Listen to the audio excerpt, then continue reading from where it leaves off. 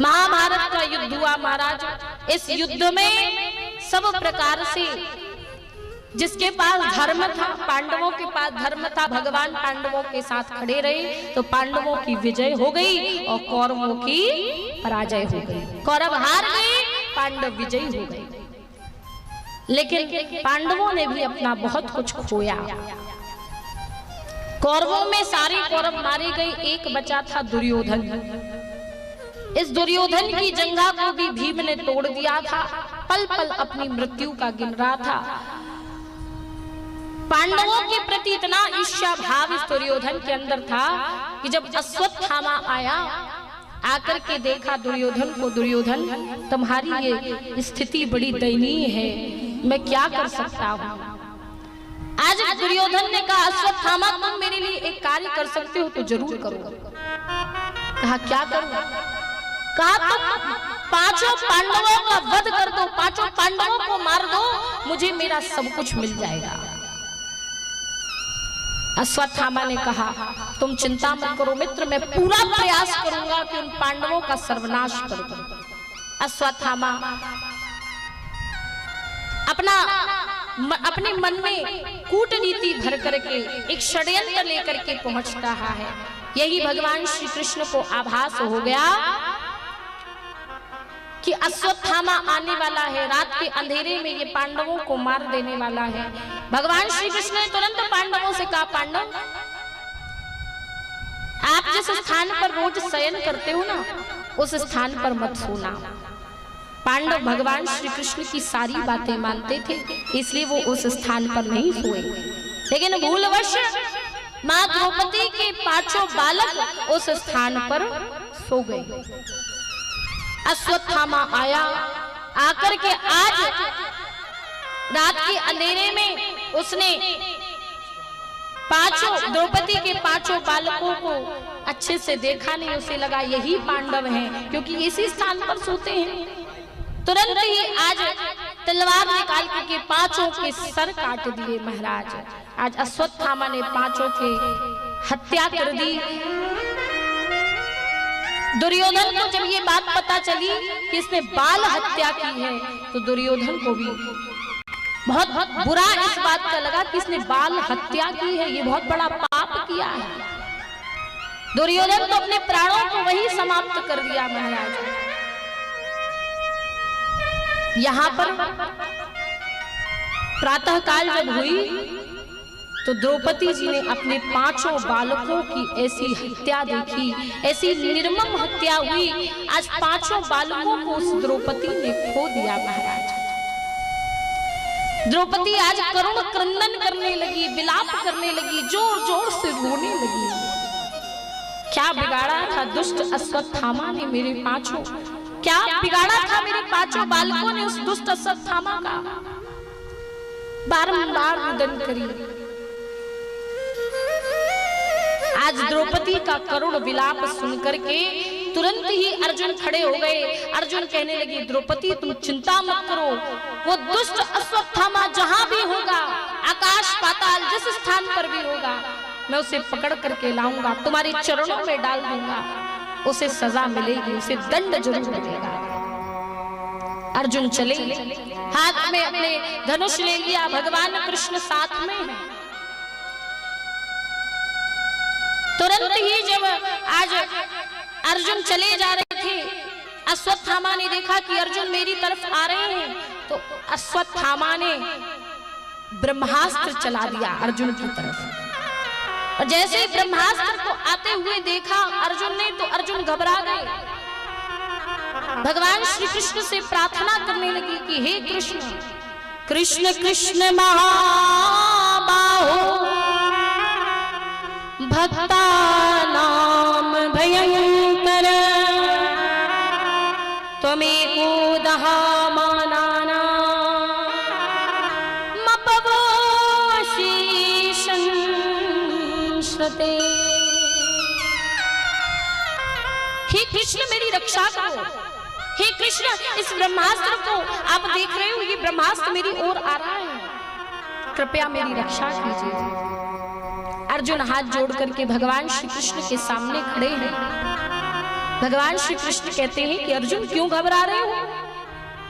कभी कभी विष की औषधि भी विष ही होती है, लोहे को लोहे से ही काटा जाता है। इसलिए इस ब्रह्मास्त्र को शांत करने का तरीका है कि तुम अपना ब्रह्मास्त्र चला दो। तुरंत ही आज अर्जुन ने भी भगवान श्री कृष्ण के कहने से ब्रह्मास्त्र चलाया और अश्वत्थामा का ब्रह्मास्त्र और अर्जुन का ब्रह्मास्त्र दोनों आकाश में ही आज टकरा कर के शांत हो गए। महाराज अर्जुन ने तुरंत ही अश्वत्थामा के केश को पकड़ लिया, अश्वत्थामा को घसीट करके ले गया और द्रौपदी के चरणों में डाल दिया। द्रौपदी, यही तुम्हारा अपराधी है, इसी ने तुम्हारे 5 बालकों की हत्या की है, इसे दंड मिलना चाहिए। आज महाराज सब बहुत रोष में थे कि इस दुष्ट अश्वत्थामा को दंड मिले, पर आज द्रौपदी ने जब अपने चरणों में अश्वत्थामा को गिरा हुआ देखा तो द्रौपदी बोल उठी। कितनी करुणा है द्रौपदी के अंदर, देखिए क्या कह रही है द्रौपदी। कहती है, उवाच चासहन्त्यशा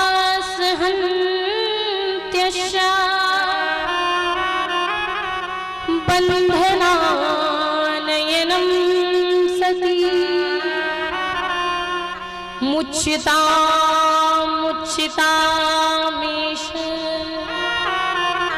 ब्राह्मणो नितरां गुरु।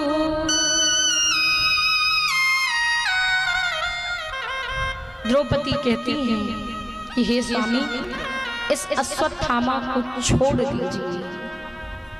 मुच्यतामेष अर्थात इसे छोड़ दीजिए, छोड़ दीजिए। अर्जुन कह रहे, क्या कह रही हो?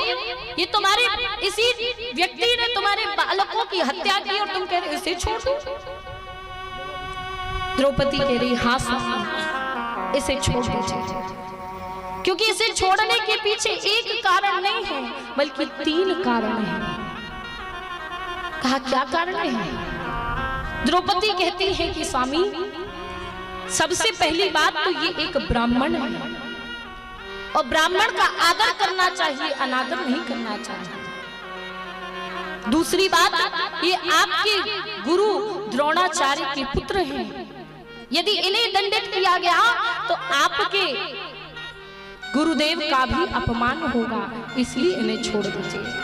और तीसरा और सबसे मुख्य कारण ये है कि हे स्वामी, आज जैसे मैं अपने पुत्रों के वियोग में विलाप कर रही हूँ, मैं नहीं चाहती कि गुरु माता गौतमी भी अपने पुत्र के वियोग में रुदन करे, रोए, क्योंकि एक माँ का दर्द एक माँ ही समझ सकती है और कोई नहीं समझ सकता। इसलिए इसे छोड़ दीजिए। द्रौपदी के अंदर कितनी करुणा है, कितना त्याग है कि आज उसकी बालकों का हत्यारा उसके सामने खड़ा है, पर फिर भी द्रौपदी कह रही, इसे छोड़ दो। सब चाहते थे, 5 पांडव चाहते थे कि इस अश्वत्थामा को दंड मिले, लेकिन क्या किया जाए?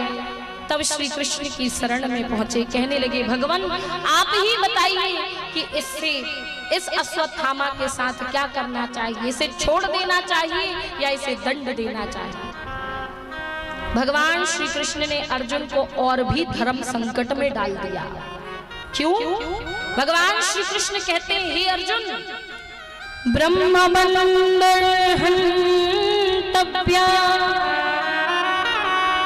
आततायि बधाहरण मयेवो भये मां नातं परिपानुशासनम्।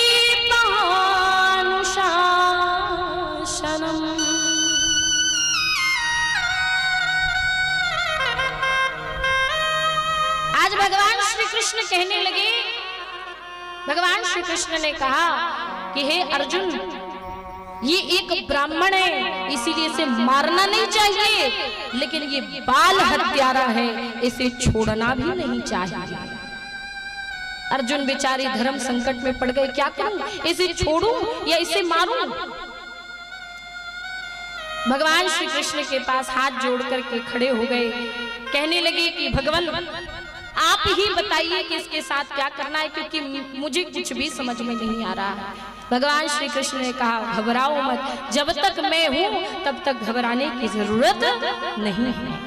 भगवान श्री कृष्ण ने आज उस अश्वत्थामा के सर में एक मणि लगी हुई थी और उसी मणि से उसका सारा ऐश्वर्य वैभव, उसका मान सम्मान, उसकी यश, उसका कीर्ति सब बनी हुई थी। आज भगवान श्री कृष्ण ने उसकी मणि निकाल ली और अपमानित करके छोड़ दिया।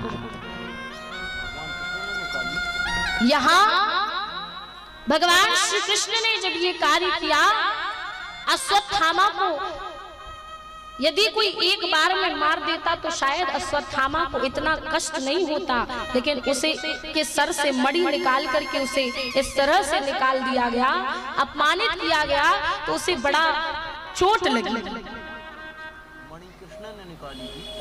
भगवान श्री कृष्ण आज ये कार्य किए और तब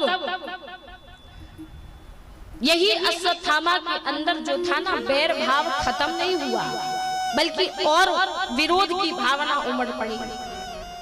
अश्वत्थामा ने आज देखा कि उत्तरा के गर्भ में पांडवों का वंश पल रहा है, यदि इस वंश को मिटा दिया जाए, इस उत्तरा के गर्भ को मिटा दिया जाए, उस संतान को मार दिया जाए, तो पांडवों के वंश में कोई भी पानी देने वाला नहीं बचेगा। अश्वत्थामा ने ब्रह्मास्त्र चला दिया उत्तरा के गर्भ की तरफ, और यहीं पर जब उत्तरा ने देखा कि ये ब्रह्मास्त्र मेरी ओर आ रहा है, तुरंत ही भगवान श्री कृष्ण की शरण में गए, कहने लगी भगवान पाहि पाहि महायोगिन देव देव जगत्पते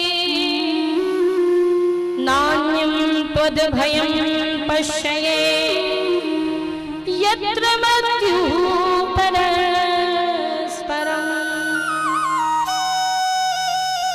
उत्तरा कहने लगी भगवान रक्षा कीजिए, यदि मेरा गर्भ में ये मेरी संतान नष्ट हो गई, पांडवों के वंश में कोई पानी देने वाला नहीं बचेगा, आप कृपा कीजिए। तब भगवान श्री कृष्ण ने उत्तरा के गर्भ की रक्षा की, उस ब्रह्मास्त्र को शांत किया।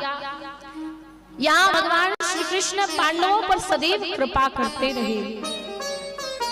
जब जब पांडवों पर संकट आया, दुख आया, भगवान श्री कृष्ण ने पांडवों की सहायता की।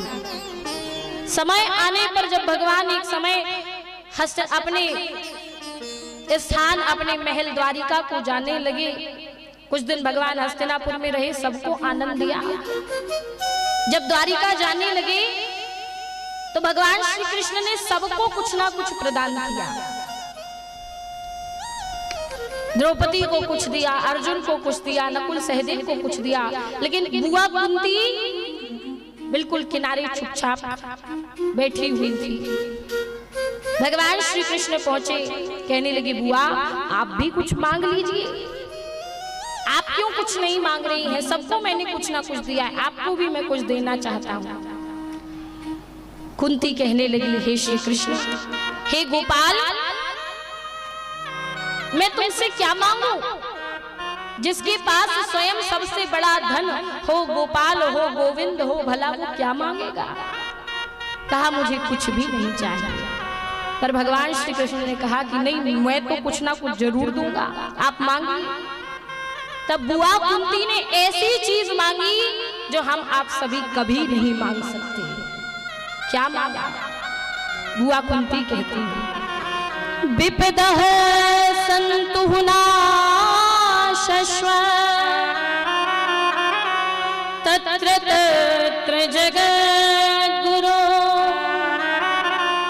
भवतो दर्शनं यत्स्यात् पुनः भव दर्शनम्। बुआ कुंती कहती है हे कृष्ण, मेरे जीवन में एक विपत्ति खत्म ना हो कि दूसरी विपत्ति मेरे सामने खड़ी रहे। मेरे जीवन में विपत्ति पर विपत्तियां आती रहे, दुख पर दुख आते रहे।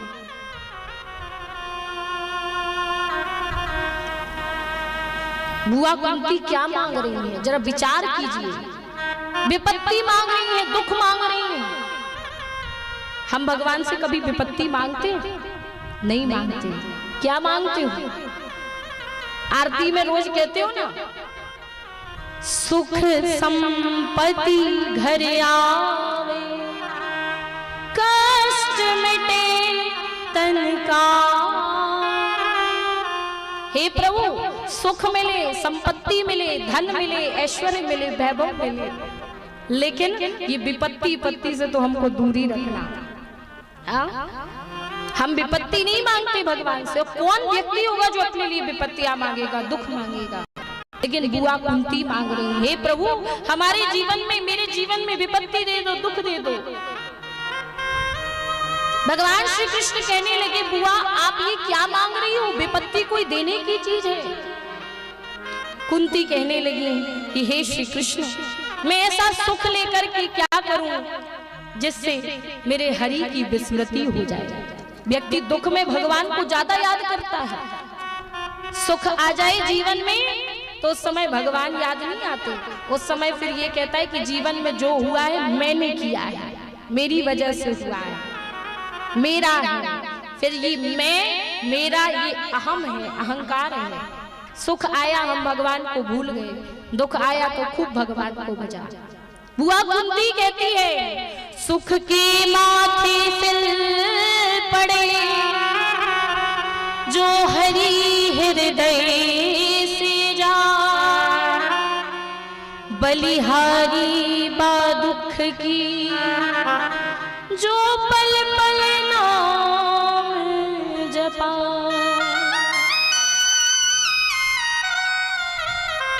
हे कृष्ण, वो सुख मेरे लिए कोई मायने नहीं रखता जो मेरे कन्हैया की विस्मृति करा दे। अरे ऐसे दुख को तो मैं बार बार अपने सर पर रखना चाहूंगी जो मेरे हरि की याद कराता है, जो मेरे गोविंद को याद कराता है, जो मेरे गोपाल को याद कराता है। विपदौने विपदः संपदौने संपदः, विपद नारायण विस्मृति संपन्न नारायण स्मृति। शास्त्र कहते हैं विपत्ति को विपत्ति नहीं कहा जाता, संपत्ति को संपत्ति भी नहीं कहा जाता, बल्कि वास्तविक रूप में मेरे गोविंद को भूल जाना व्यक्ति के लिए सबसे बड़ी विपत्ति है। और मेरे गोविंद को बारंबार याद करते रहना ये व्यक्ति के लिए सबसे बड़ी संपत्ति है, सबसे बड़ी संपत्ति। इसलिए भगवान की याद प्रतिपल करते रहो। सुख में हो, दुख में हो, अनुकूल परिस्थिति में हो, प्रतिकूल परिस्थिति में हो, हर समय प्रेम सहित मेरे भगवान का नाम भजना चाहिए, प्रभु की याद करनी चाहिए। आज मेरे गोविंद भी बुआ कुंती के इस तरह से कहने लगे कि हे बुआ, आपने अपने जीवन में सुख देखा ही कहाँ है, दुख ही दुख तो झेला है। अब जीवन में थोड़ा सुख आया है, मैं आपको कभी भी विपत्ति नहीं दे सकता, बल्कि वास्तविकता में भगवान श्री कृष्ण स्वयं कहते हैं कि ना ही मैं किसी को सुख देता हूँ, ना ही मैं किसी को दुख देता हूँ, बल्कि सुख और दुख जो भी व्यक्ति प्राप्त करता है ये व्यक्ति अपने कर्मों से प्राप्त करता है। भगवान किसी को सुख दुख नहीं देते। जीवन में आपके अपने कर्म ही आपको या तो सुख दिखाते हैं या फिर दुख दिखाते हैं। इसलिए जीवन में कर्म अच्छे करोगे तो अच्छा फल मिलेगा, और कर्म बुरे करोगे तो बुरा ही फल मिलेगा। गेहूं बोगे और सोचोगे कि उसमें से चावल निकल आए, तो ऐसा हो सकता है क्या? नहीं हो सकता। बुराई के बीज बोकर की अच्छाई की कल्पना नहीं की जा सकती। वैसे ही जीवन में बुरे कर्म करके आप अच्छा फल नहीं पा सकते। जीवन में अच्छा कर्म करोगे तो अच्छा ही फल मिलेगा, और बुरा कर्म करोगे तो बुरा ही फल मिलेगा। उसमें भगवान कुछ नहीं कर सकते। सुखम दुखम भयम क्षेमम कर्मणा भावि पद्यते, अर्थात सुख दुख जीवन में व्यक्ति अपने कर्म से प्राप्त करता है। भगवान नहीं देते हैं सुख दुख, भगवान दे ही नहीं सकते। भगवान श्री कृष्ण कहते हैं बुआ मैं आपको एक वचन जरूर देता हूं कि मेरी याद आपको प्रतिपल आती रहेगी।